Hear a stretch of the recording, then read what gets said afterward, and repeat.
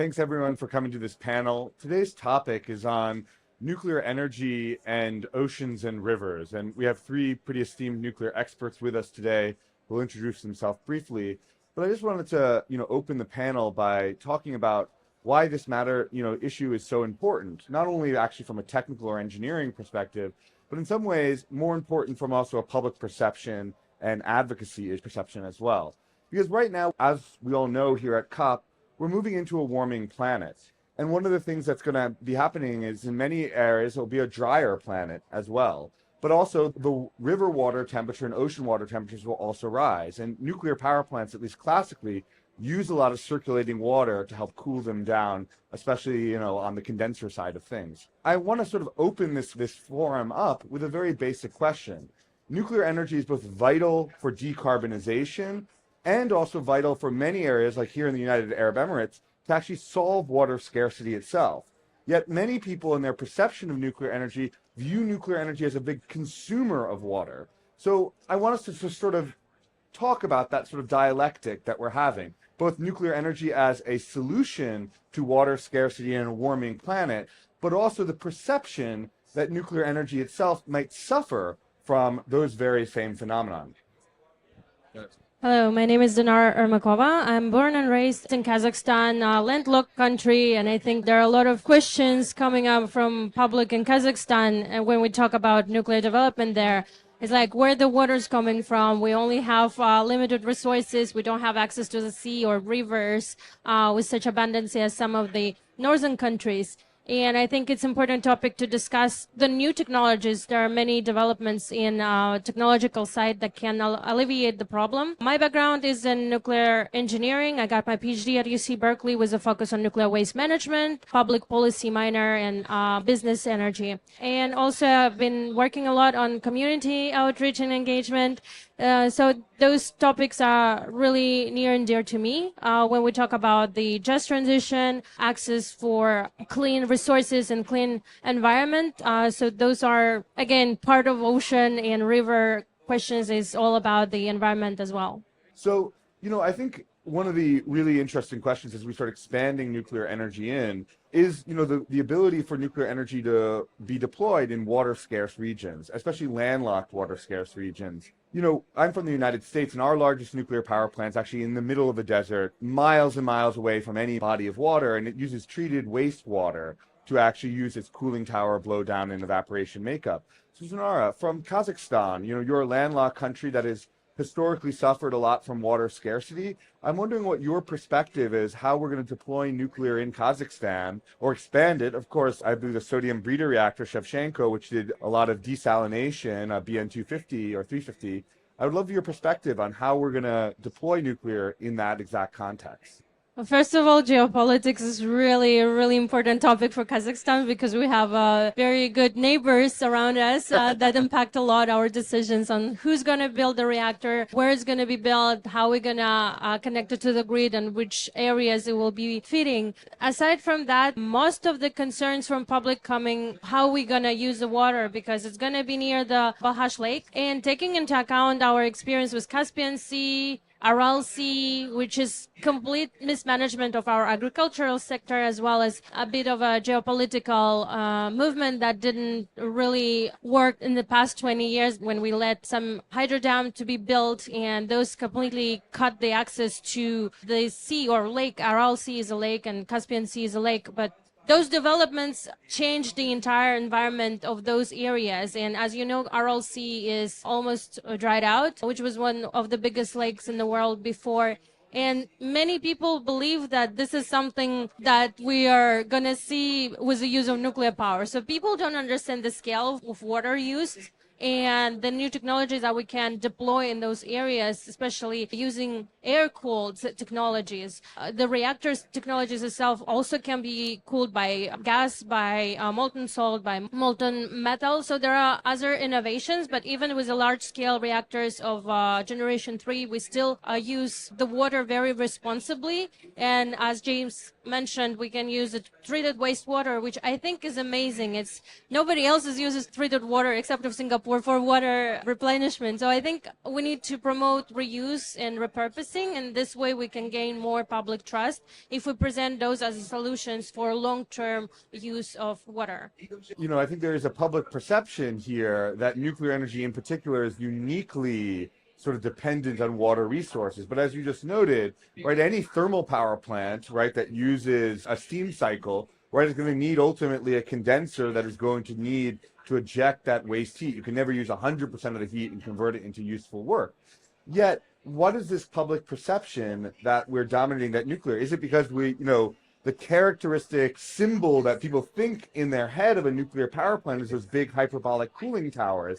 Is that it? Or you mentioned the potential here for using air cooling in addition to other technologies. What role do you think that newer technological solutions are going to have in dealing with both the perception and the challenges that we're having as global warming increases river temperatures in actually addressing these two issues? That's a good question, and I think this is where nuclear hasn't been very active in terms of communication, also development, because most of the developments happened in 70s and 80s. We knew how to do things differently, how to use the air cooling, how to use the different cycle and be more efficient in terms of water use for cooling. Like in Baraka plant, there is no towers. As we can see, it's pretty efficient. It's pretty small and doesn't emit water even, I guess, to the atmosphere. But it comes to public perception from lack of communication. So it's like if there is a vacuum informational zone, it will be filled with other information. It's one thing. And another thing is how much do we talk about ocean acidification? That's one of the biggest problems right now because it really kills mammals and some other organisms in the water because it's happening right now. And ocean behaves as what it should be.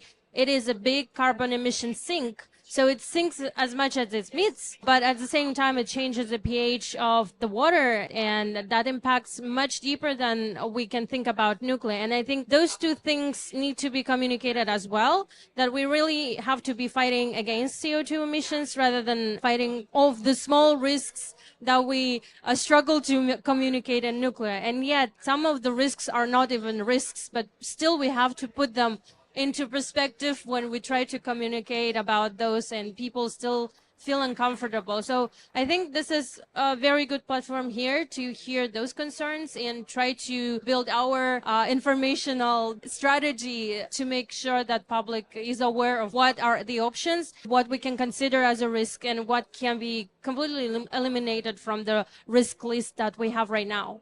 I think this brings up a really important question, which is something that you hit on before, which is the difference between consumptive water utilization and just water utilization, right? When we're talking about those open condenser systems, right, where we don't have a cooling tower, just pumping water, say, from the ocean, like what we have at Baraka or at the Swedish nuclear power plants or many nuclear power plants around the world, right? We're running the water through the condenser and it comes out just a little bit warmer and we dump that back in. As you noted, when we have a cooling tower, however, we actually take a lot less water in from the body of water that the plant is next to, yet we do ultimately consume more. We evaporate more. It leaves the plant and then we have a little bit left that we dump back as blowdown. And yet I think we're in an interesting place right now where historically we have thought about cooling towers as actually an environmental mitigation measure to reduce the so-called thermal pollution that might impact an ecosystem of a circulating, of the river or the ocean. And yet we're now in a place where we're seeing a lot of water scarcity, especially a freshwater scarcity. How do you think that sort of new dynamic where we're sort of no longer constrained maybe by as much by ecological concerns, but instead by maybe water consumption concerns, should we really be looking back at the regulations that were placed in many countries that basically prohibit the use of an open cycle system in a river or in a lake or a freshwater system, given that consumption issue?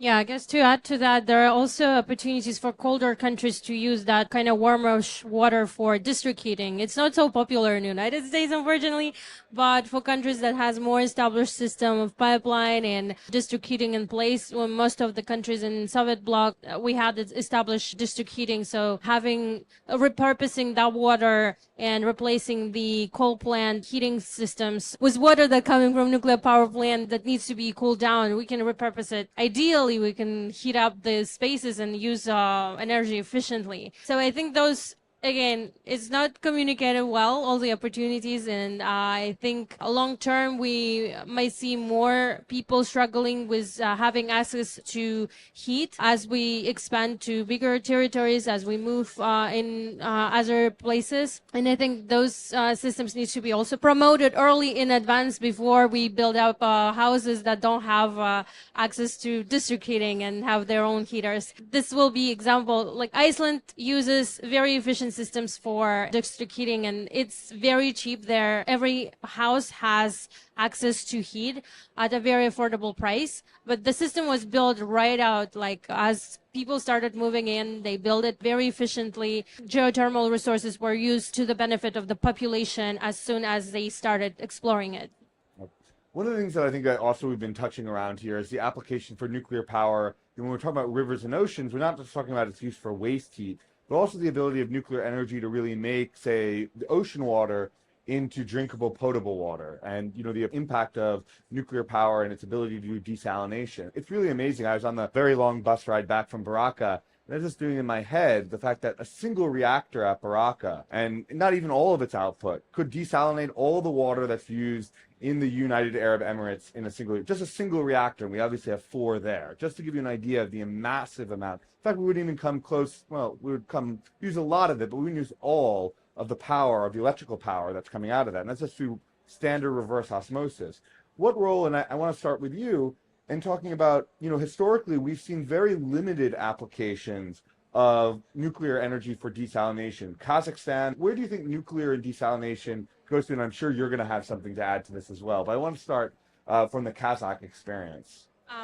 No, that's a great experience, I would say, because the whole city actually was built around the power plant. So we found oil, we started exploring, we needed to make sure we have supply of water, we needed to make sure that we have also people there. So first came the power plant and desalination project, and then came people. And then that it grew into very, very big region populated by thousands and thousands of people. Unfortunately, we shut down the project, and mainly because of the public perception that didn't really move on with refueling it. And right now it still stays under commission because it's been a lot of political issues in terms of what to do with the current project. But at the same time, it shows that we can build entire area around those projects because it provides you access to very vital resource, water. I heard the same rhetorics in Egypt, where like 90% of population, I think, resides along River Nile, and the rest of the area is completely empty of people. And now adding the option of providing water for the regions and maybe using the water from the other side of the country, desalinating it would provide more opportunities for people to live. So because water access is very important for everything, agriculture, for life in general, it's important. And I think for the regions in Middle East that have access to water, that expands the opportunities to spread out the population and explore the agricultural sector more efficiently, because in many countries in Middle East, food is exported, and that comes with food insecurity, because if anything happens, any geopolitical issue, those sectors will struggle a lot. Same with African region, like areas that are empty, usually near deserts and far from the ocean. People near the ocean still struggle with access to clean water, but having desalination plants along the sea line will allow to produce more water for entire country, expanded. And also, not necessarily every country needs a desalination plant, taking into account the massiveness of the of the project and how much it can desalinate. So countries can build consortium to provide water to each other to develop those regions. So I always like to see when several countries partner on such large scale project to benefit many regions. And I think this will bring a lot of benefit long term for agricultural sector, the food security, water access, population, like just access to housing. Because again, if you live in a very densely populated capital, the housing situation will be very expensive. So not many people could benefit from space, like from benefit of having a big house for the whole family. So that will clearly eliminate some of the problems we have on bigger cities, coastline cities, and cities with no access to the rivers. Yeah, and I saw a question over there, please. I'm from Egypt, which is a developing country, and my question is the climate change issues and solutions are costly. When we talk about desalination of water, seawater, it's nice to tackle these ideas, but actually in the countries where most of the problems lie, funds and money are very scarce. So I would like to discuss what's your point of view, and getting funds for such projects is not easy. It's very challenging. People's awareness are still not within the average even knowledge of the issue. So what's your opinion about these challenges in the developing countries? No, that's a very valid point because in many developing countries, that's a big issue of financing. Like, how do we finance it? Because not every country has like 20 bill upfront cost to put in, like UAE had. And during the COP, there were a lot of discussions on how to create a fund similar as World Bank, but that will not exclude nuclear projects from being funded by this ventures. And there was already created a international nuclear infrastructure bank that had that in mind. When several countries chip in and can fund each other's project, that goes much easier when you can at least fund part of it and then maybe develop part another one, and then private investments could flow as they see it's been partially funded. It means that there is a great opportunity, and I think this part of it, and then of course the private investments, government support is needed. For example, from local governments, it's important to signal that, hey, we want to have it. Egypt, you're already building one power plant, so but it was mainly because the partner was able to provide good financing options, right? And I think this is very important to tackle, that we need multiple options of financing, because again, things happen, geopolitics changes, and having a separate venture that could secure some of the funding to help the project being complete on time is really important. So I agree, it's an important question. We are at the very beginning of solving that problem, but the discussions already started and some ventures being formed. So I'm very hopeful about that.